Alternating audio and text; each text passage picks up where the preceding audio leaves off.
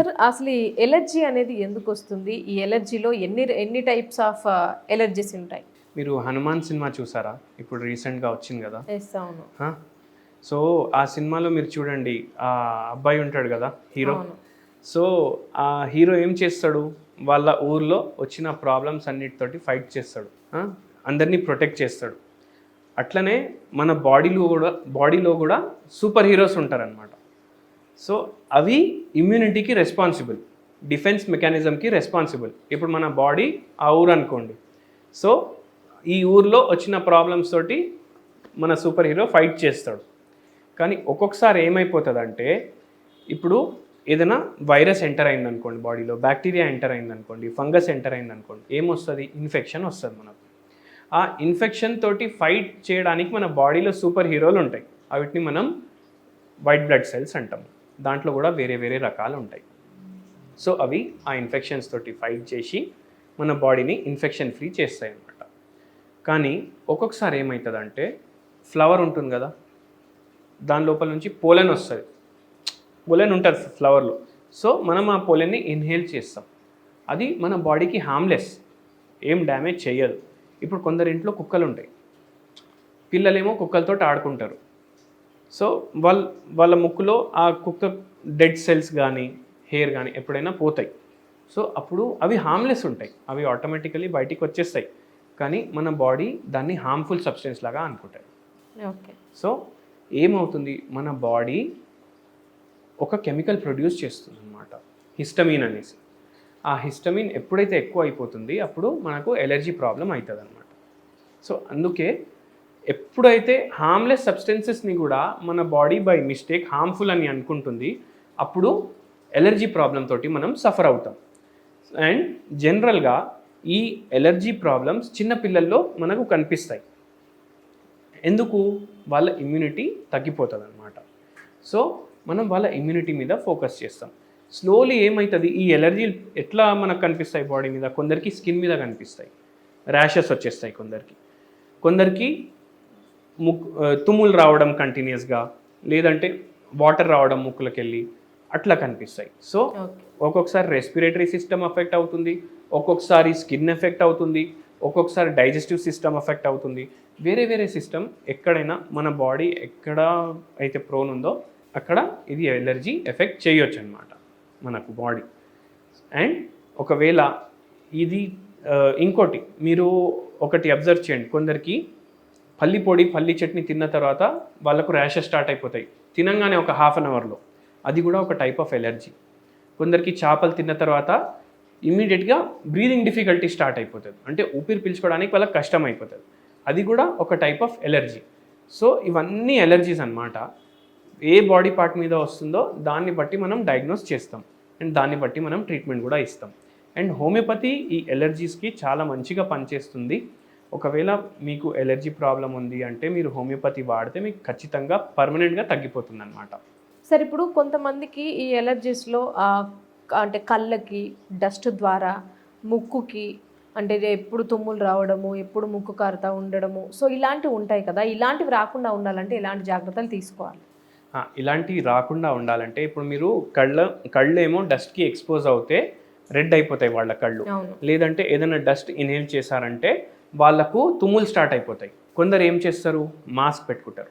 కొందరు ఇంకా ఐస్లో ఉన్న ప్రాబ్లం ఉన్న వాళ్ళు బయటికి పోతే గాగల్స్ పెట్టుకుంటారు. కానీ ఎన్ని రోజులు మనం మాస్క్ పెట్టుకోవాలి, ఎన్ని రోజులు మనం గాగల్స్ పెట్టుకోవాలి? సో దానికి మన ఇమ్యూనిటీ పెంచుకునే దాని మీద మనం ఫోకస్ చేయాలి. సో దీనికి గోల్డెన్ మిల్క్ అంటే, ఇప్పుడు మనం పాలు ఉంటాయి కదా, మంచిగా వేడి చేసుకొని దాంట్లో కొంచెం పసుపు వేసుకోవాలి, అండ్ అది మంచిగా మిక్స్ చేయాలి. డైలీ ఈ గోల్డెన్ మిల్క్ కన్జ్యూమ్ చేయాలి. దానివల్ల ఎలర్జీస్ తగ్గే ఛాన్సెస్ పెరిగిపోతాయి. దాంతోపాటు మీరు హోమియోపతి ట్రీట్మెంట్ తీసుకోండి. హోమియోపతి ట్రీట్మెంట్ తీసుకుంటే హోలిస్టిక్ అప్రోచ్ ఉండడం వల్ల, కాన్స్టిట్యూషనల్ థెరపీ ఉండడం వల్ల ఇది పర్మనెంట్గా తగ్గిపోతుంది.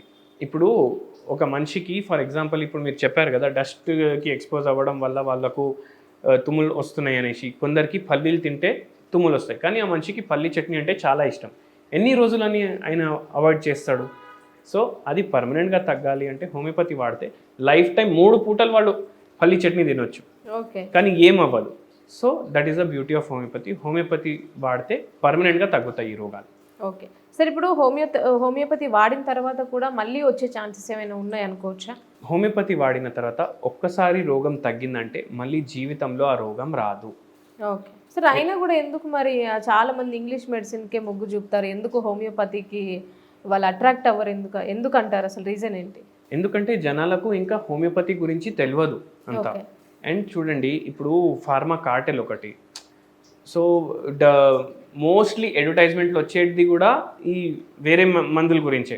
హోమియోపతి గురించి అడ్వర్టైజింగ్ అంతా ఉండదు, అంత అవేర్నెస్ లేదు జనాల్లో. ఇప్పుడు మెల్లిమెల్లిగా ఇప్పుడు మీకు ఏదైనా ప్రాబ్లం ఉంది, మీకు హోమియోపతి ద్వారా పూర్తిగా తగ్గింది అనుకోండి, మీరు వెళ్ళి ఎంతమందికి చెప్తారో? ఒక 5గురికి చెప్తారు. వాళ్ళు కూడా హోమియోపతికి కన్వర్ట్ అవుతారు, కానీ మార్కెటింగ్ అంతా లేదు హోమియోపతికి. సో మాస్ మార్కెటింగ్ అయినప్పుడు ఆటోమేటికలీ హోమియోపతికి కూడా వేరే చాలామంది షిఫ్ట్ అవ్వడం స్టార్ట్ చేస్తారనమాట. ఓకే సార్, ఇప్పుడు చాలా మంది పిల్లల్లో అయినా పెద్దవాళ్ళలో అయినా ఇమ్యూనిటీ పవర్ అనేది చాలా వరకు తగ్గుతూ ఉంది అనేది వింటున్నాం.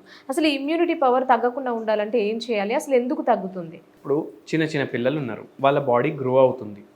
వాళ్ళ బాడీ గ్రో అవుతుందంటే వాళ్ళ ఓన్లీ స్టడీస్ మీద మనం ఫోకస్ చేస్తున్నాం ఈ మధ్య. స్కూల్ టైమింగ్స్ ఇంతకుముందు మనం చిన్నగా ఉన్నప్పుడు స్కూల్ టైమింగ్స్ ఏముండే, మనకు 3 వరకు స్కూల్ ఉంటుండే. మార్నింగ్ 9 పోతుండే, మనం 3 o'clockకి స్కూల్ అయిపోతుండే, ఇంటికి వచ్చేస్తుండే. ఇంటికి వచ్చి దాని తర్వాత ఫ్రెండ్స్ తోటి ఆడుకుంటుండే. ఇంతకుముందు కాలనీలు కూడా అంత లేకుండే, బస్తీలు ఉంటుండే. బస్తీల్లో మనం ఫ్రెండ్స్ తోటి ఆడుకుంటుండే. కానీ ఇప్పుడు ఏమైపోయింది, స్కూల్ మార్నింగ్ 7 నుంచి స్టార్ట్ అవుతుంది, ఈవినింగ్ 5:30, 6, 7, ఇంకా దానికి అంతు లేదు. ఒక్కొక్కసారి ఏమవుతుందంటే ఎగ్జామ్స్కి 1 month ముందు కాంపిటేటివ్ ఎగ్జామ్ ఉందనుకోండి, 10th ఎగ్జామ్ కానీ కాంపిటేటివ్, పిల్లలేమో వాళ్ళని స్కూల్స్ ఎట్లా ప్రొవిజన్ చేస్తారంటే అక్కడే పడుకోబెట్టుకుంటారు. సో అంత దారుణం అయిపోయింది. ఏమవుతుందంటే మన బాడీ ఎప్పుడైతే గ్రోయింగ్ స్టేజ్లో ఉంటుంది అప్పుడు మన బాడీలో ఓన్లీ బ్రెయిన్ ఒకటి డెవలప్మెంట్ ఉండొద్దు, మన బ్రెయిన్ డెవలప్ అవ్వాలి, మన ఆర్గన్స్ డెవలప్ అవ్వాలి, మన మైండ్ డెవలప్ అవ్వాలి, ఓవరాల్గా ఆల్రౌండ్ డెవలప్మెంట్ ఉండాలి మనం. సో దానికోసం మనం ఏం చేయాలి, మనకు స్టడీస్ చేస్తే ఓకే బ్రెయిన్ డెవలప్ అవుతుంది, దాంతోపాటు ఫిజికల్ యాక్టివిటీ ఉండాలి. ఫిజికల్ యాక్టివిటీ అంటే పేరెంట్స్ ఏం చేస్తారు, నేను చెప్తాను నా పిల్లలకి డైలీ ½ an hour వాకింగ్ చేయమని, వాళ్ళు చేయట్లేదు అంటారు. కానీ వాకింగ్ అనేది పిల్లలకి ఇష్టం ఉంటుందా మీరు చెప్పండి? లేదు. సో వాళ్ళు ఆడుకోవాలి, వాళ్ళకి ఏ గేమ్ ఇష్టం ఉందంటే అది ఆడాలి, స్పోర్ట్స్ ఆడాలి వాళ్ళు. సో వాళ్ళ మైండ్ కూడా అది ఇష్టంతో చేస్తారు. పిల్లలు స్పోర్ట్స్ ఇష్టంతో ఆడతారు, కానీ వాకింగ్ చేయమంటే అబ్బా ఇప్పుడు వాకింగ్ చేయాలా అని వస్తుంది. అంటే వాళ్ళ మైండ్ ఒప్పుకోవట్లేదు, కానీ అయినా వాళ్ళు చేస్తున్నారు. 10 రోజులు చేస్తారు, దాని తర్వాత వదిలేస్తారు. అదే స్పోర్ట్స్ ఆడితే రెగ్యులర్లీ ఆడతారు. సో దానివల్ల వాళ్ళ మజిల్స్ మంచిగా స్ట్రాంగ్ అవుతాయి, బోన్స్ స్ట్రాంగ్ అవుతాయి, ఆర్గన్స్ స్ట్రాంగ్ అవుతాయి, మెంటలీ స్ట్రాంగ్ అవుతారు. దాని తర్వాత వాళ్ళకు ఏదైనా హాబీస్ ఉన్నాయి, మ్యూజిక్ కానీ డాన్స్ కానీ, దాని మీద కూడా ఫోకస్ పెట్టాలి మనం. సో ఆల్రౌండ్ డెవలప్మెంట్ అవుతుందా లేదా పిల్లలది చూసుకోవాలి. ఒకవేళ చిన్నప్పటి నుంచే ఆల్రౌండ్ డెవలప్మెంట్ ఉందనుకోండి, చిన్నప్పటి నుంచే ఇమ్యూనిటీ ఏమో స్ట్రాంగ్ ఉంటుంది. అండ్ ఇమ్యూనిటీ జస్ట్ 1-2 daysలో రాదు మనకు. ఇప్పుడు ఈ పిల్లలు కొద్దిగా పెద్దగా అయిపోయిన తర్వాత వాళ్ళు ఈజీగా ఎలర్జీస్ వచ్చేస్తాయి వాళ్ళకు. ఎందుకు? ఇమ్యూనిటీ తక్కువ ఉండడం వల్ల.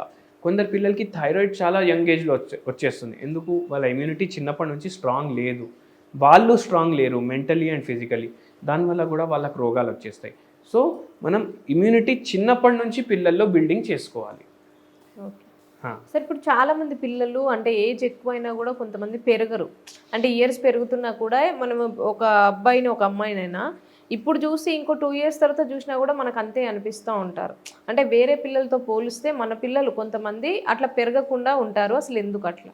పెరగడం అంటే హైట్ వైజ్ అంటున్నారా? హైట్లో కానివ్వండి, లేకుంటే వాళ్ళ బిహేవియర్, వాళ్ళ మైండ్ సెట్, సో ఆ టైప్లో. ఓకే, సో చూడండి మేడం, ఒకవేళ హైట్ పెరగట్లేదు అంటే వాళ్ళ న్యూట్రిషన్ సరిగా ఉందా లేదా మనం చూసుకోవాలి. ఒకవేళ సరిగా ఉంది అంటే మీరు ఏం చేసే అవసరం లేదు.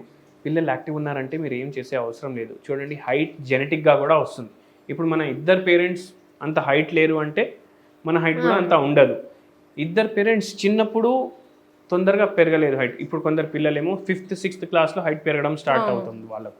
కొందరికి 10th తర్వాత సడన్గా హైట్ గ్రో అవుతుంది. So only focusing on height. ఒకవేళ మీ న్యూట్రిషన్ మంచిగా ఉంది, ఫిజికల్ యాక్టివిటీ మంచిగా ఉంది, అన్నీ మంచిగా ఉన్నాయి, అయినా హైట్ పెరగట్లేదు అంటే దానికి లోకంలో మందులు లేవు. సో దాని గురించి మీరు మర్చిపోండి. కానీ ఒకవేళ వాళ్ళకు న్యూట్రిషన్ సరిగా ఉండలేదు, అప్పుడు బోన్ డెవలప్మెంట్ సరిగా అవ్వదు, మజిల్స్ డెవలప్మెంట్ సరిగా అవ్వదు. సో వాళ్ళు సరిగా హైట్ పెరగరు దానివల్ల.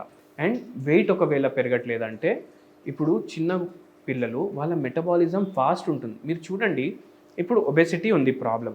ఎక్కువ లావు ఉన్న మనుషులు మీకు చిన్న ఏజ్లో కనిపిస్తారా, పెద్దగైన తర్వాత కనిపిస్తారా? చిన్న పిల్లల్లో కనిపిస్తారు, కొంతమంది పెద్దవాళ్ళలో కూడా కనిపిస్తారు. కానీ చిన్న పిల్లలు పెద్దవాళ్ళతో పోల్చుకుంటే బక్కగా ఉంటారు.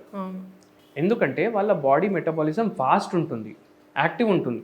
పిల్లలు వాళ్ళు ఎంత ఇంటేక్ తీసుకున్నా అది ఈజీగా మెటబాలైజ్ అయిపోతుంది. అందుకే పెద్దవాళ్ళతో పోల్చుకుంటే ఒబెసిటీ అనేది చిన్న పిల్లల్లో తక్కువ ఉంటుంది. ఏజ్ తోటి వెయిట్ పెరుగుతాం మనం. ఎందుకంటే విత్ ఏజ్ మన మెటబాలిజం ఏదైతే ఉంటుందో అది స్లో అయిపోతుంటుంది. చిన్న పిల్లల్లో ఏమవుతుందంటే వాళ్ళ బాడీ మంచిగా యూటిలైజ్ చేసుకుంటుంది అనమాట ఏ ఫుడ్ తిన్నా. సో మంచి ఇంటి ఫుడ్ ఇవ్వండి, న్యూట్రిషియస్ ఫుడ్ ఇవ్వండి, ఆటోమేటికలీ వాళ్ళ వెయిట్ వాళ్ళ ఏజ్ ప్రకారం ఎంత ఉండాలి అంత ఉంటుంది. అయినా వెయిట్ పెరగట్లేదంటే మీరు హోమియోపతి ట్రీట్మెంట్ వాళ్ళకి తీసుకోవచ్చు. పిల్లలకు కూడా హోమియోపతి ట్రీట్మెంట్ తీసుకోవచ్చు. So this is the thing. అన్నీ మీరు చేసిన తర్వాత కూడా హైట్ పెరగట్లేదు, వెయిట్ పెరగట్లేదంటే మీరు హోమియోపతి ట్రీట్మెంట్ తీసుకోవచ్చు. వాళ్ళకు పర్మనెంట్ రిజల్ట్ ఉంటుంది. మీకు మంచిగా వాళ్ళ ఏజ్ని బట్టి, వాళ్ళ హైట్ని బట్టి, వాళ్ళ వెయిట్ ఎంత ఉండాలి అంతకు వచ్చేస్తుంది అనమాట. కానీ మీ పిల్లలకి ఫోర్స్ ఫీడింగ్ చేయకండి. ఇప్పుడు ఏదైనా ఫంక్షన్ ఉంది, మీరు పోతే అరే ఎంత చిక్కిపోయింది మీ బాబు, ఎంత బక్కగా ఉన్నాడు అని చాలామంది కమెంట్ చేస్తారు. ఆ కమెంట్స్ మీద ఫోకస్ పెట్టుకోకండి. మీ పిల్లలు హెల్దీ ఉన్నారా లేదా, హెల్దీ ఫుడ్ తింటున్నారా లేదా, వాళ్ళు యాక్టివ్ ఉన్నారా లేదా అది చూసుకోండి. ఓకే. కొంతమంది చిన్నపిల్లలు ఇప్పుడు 7 years, 9 years, 8 years అయినా కూడా కొంతమంది పిల్లలు తినడానికి ఇష్టపడరు చాలామంది. అంటే ఎందుకు అట్లా? ఇప్పుడు కొంతమంది పిల్లలేమో ఏది పెట్టినా కూడా తినేస్తూ ఉంటారు. కొంతమంది పిల్లలేమో ఏది ఇచ్చినా కూడా నాకు వద్దు, నేను తినను, నాకు ఆకలి వేయట్లేదు అంటూ ఉంటారు. అసలు ఎందుకండి అట్లా? ఇప్పుడు చాలా చిన్న బేబీస్ ఉంటాయి కదా, ఆ బేబీస్కి మదర్స్ మిల్క్ అవసరం ఉంటుంది. డైలీ మదర్స్ ఏమో బ్రెస్ట్ ఫీడింగ్ చేస్తారు. వాళ్ళు ఒక్కొక్కసారి ఏమైపోతుందంటే ఎప్పుడైతే వాళ్ళు ఫీడింగ్ ఇస్తారో ఆ ఫీడింగ్ సరిపోదు. సో వాళ్ళు ఏం చేస్తారు, పౌడర్ మిల్క్ ఉంటుంది, బాటిల్ ఫీడ్, అది కాంపన్సేట్ చేయడానికి ఆ పౌడర్ మిల్క్ ఇవ్వడం స్టార్ట్ చేస్తారు. కొన్ని రోజులు రెండు నడుస్తాయి, కొంచెం ఇది కొంచెం ఇది. కానీ over a period of time అయిపోతుందంటే మదర్స్ మిల్క్ అంటే real mother's milk, natural mother's milk ఆ బేబీ తాగడం మానేస్తుంది అనమాట. ఎందుకంటే ఆ బాటిల్ ఫీడ్లో ఉన్న ఫ్లేవర్, ఆ బాటిల్ ఫీడ్లో ఉన్న టేస్ట్, పౌడర్ మిల్క్ ఉంటుంది కదా, దానికి అలవాటు అయిపోతుంది. దాంట్లో షుగర్ ఉంటుంది, స్వీట్ ఉంటుంది. సో అదే ఎక్కువ ఇష్టపడతారు ఆ చిన్న పిల్లలు. సో అంత చిన్న పిల్లలకి అంత డిఫరెన్సియేషన్ తెలుసు మైండ్లో. అంటే యాజ్ ఏజ్ గ్రోజ్ ఏమైపోతుంది, వాళ్ళ మైండ్ కూడా డెవలప్ అయిపోతుంది కదా. బయట తినే ఫుడ్లో ఫ్యాట్స్ ఎక్కువ వేస్తారు, కలర్ వేస్తారు, చూడడానికి మంచిగా ఉంటుంది, ఎక్కువ స్పైసీ ఉంటుంది. సో ఈ బయట ఫుడ్స్ తినడం అలవాటు అయిపోతుంది పిల్లలకి. ఇప్పుడు కొంతమంది పిల్లలు ఇప్పుడు 5 రూపాయలు 6 రూపాయలు తీసుకొని చిప్స్ ప్యాకెట్లు తీసుకొని తింటారు. బయట పిజ్జాలు, బర్గర్లు ఇవి ఎక్కువ ఇష్టపడడం స్టార్ట్ చేస్తారు. ఎందుకంటే దాంట్లో టేస్ట్ ఎన్హాన్సర్స్ ఉంటాయి, ఆర్టిఫిషియల్ ఫ్లేవర్స్ ఉంటాయి. ఇవన్నీ మన ఇంటి ఫుడ్లో ఉండవు కదా. అందుకే బయట ఫుడ్ అవాయిడ్ చేయండి మీ పిల్లలకి రెగ్యులర్గా ఇవ్వడం. దాంతో వాళ్ళ టేస్ట్ బడ్స్ ఏవైతే ఉంటాయి అవి ఇంటి ఫుడ్ని యాక్సెప్ట్ చేయవు ఈజీగా. వాళ్ళ మైండ్ ఇంటి ఫుడ్ని యాక్సెప్ట్ చేయదు. వాళ్ళకి ఏం తెలుసు బయట ఫుడ్ తింటే అది హార్మ్ఫుల్ అనేసి. సో అందుకే కొందరు పిల్లలకి అలవాటు అయిపోతుంది బయట ఫుడ్కి ఆ టేస్ట్. సో వాళ్ళు ఇంటి ఫుడ్ అవాయిడ్ చేయడం స్టార్ట్ చేస్తారు. అందుకే బయట ఫుడ్ అవాయిడ్ చేస్తే ఆటోమేటికలీ వాళ్ళ ప్రాబ్లం సాల్వ్ అయిపోతుంది. సార్ ఇప్పుడు వెయిట్ లాస్కి కానివ్వండి, లైక్ ఈ కీళ్ళ నొప్పులకి కానివ్వండి, తలనొప్పికి, ఈ బీపీకి, షుగర్స్కి ఈ హోమియోపతి వాడడం వల్ల ఎలాంటి క్యూర్నెస్ ఉంటుంది, ఎలాంటి న్యాచురల్ హోమియోపతి మెడిసిన్ ఉంటుందో బాగా ఎక్స్ప్లెయిన్ చేశారు. Thank you so much sir. Thank you. Hit TV presents like, share, comment.